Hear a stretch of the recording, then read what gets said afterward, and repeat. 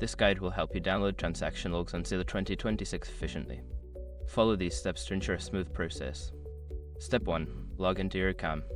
Access the Sila 2026 platform by entering your credentials. Make sure you have the necessary permissions to view and download transaction logs. Step 2. Navigate to the Transaction Logs section. Once logged in, locate the dashboard or menu.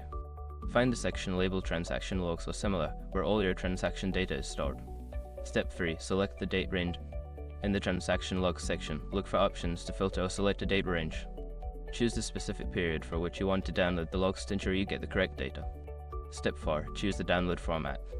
After selecting the date range, find the download options. You may be able to choose from various formats such as CSV, PDF, or Excel. Select the format that best suits your needs. Step 5. Download the logs. Finally, click the download button to initiate the process.